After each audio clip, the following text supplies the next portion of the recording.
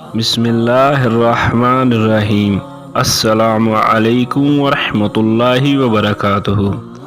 کروڑوں درود و سلام محمد و آل محمد پر صلی اللہ تعالی علیہ وآلہ وسلم۔ اللہ تبارک تعالیٰ تمام مسلمانوں کے صغیرہ و کبیرہ گناہ معاف فرمائے، اور جو لوگ بیمار ہیں ان کو شفا عطا فرمائے، اور جو لوگ بے روزگار ہیں ان کو رزق حلال عطا فرمائے۔ بے شک نبی اکرم صلی اللہ تعالی علیہ وآلہ وسلم کی پیروی اور آپ کی اطاعت اللہ ہی کی اطاعت ہے، اور آپ کی نافرمانی اللہ کی نافرمانی ہے۔ اس کے متعلق ایک حدیث آپ لوگوں کے لیے آج لے کے آیا ہوں، جو کہ بخاری شریف کی ہے۔ حضرت جابر بن عبداللہ رضی اللہ تعالی عنہ سے روایت ہے، خاتم النبیین حضرت محمد مصطفیٰ صلی اللہ تعالی علیہ وآلہ وسلم کی خدمت میں کچھ فرشتے اس وقت حاضر ہوئے جب آپ صلی اللہ تعالی علیہ وآلہ وسلم سوئے ہوئے تھے۔ ان میں سے بعض نے کہا کہ آپ تو سوئے ہوئے ہیں، اور بعض نے کہا کہ ان کی آنکھ سوتی ہے اور دل جاگتا ہے۔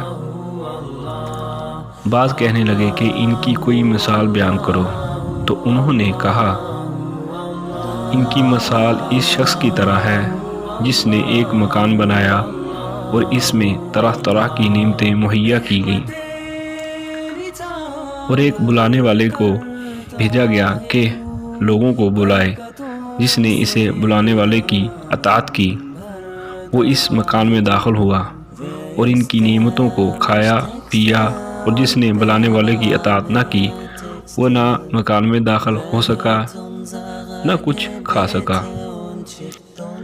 پھر وہ کہنے لگے کہ اس کا مطلب بیان کیجیے تاکہ بات سمجھ میں آ جائے۔ انہوں نے کہا کہ مکان سے مراد جنت ہے، اور بلانے والے سے مراد محمد مصطفیٰ صلی اللہ تعالی علیہ وآلہ وسلم مراد ہیں۔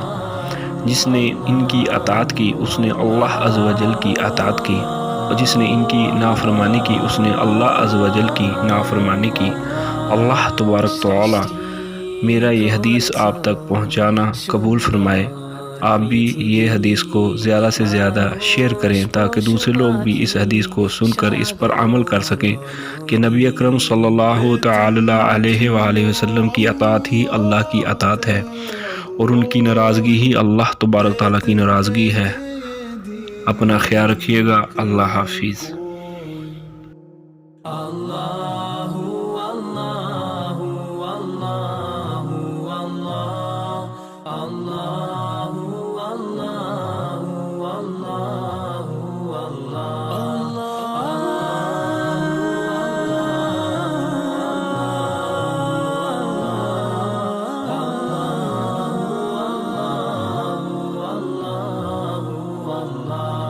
Mon Seigneur, vous êtes le seul que j'adore.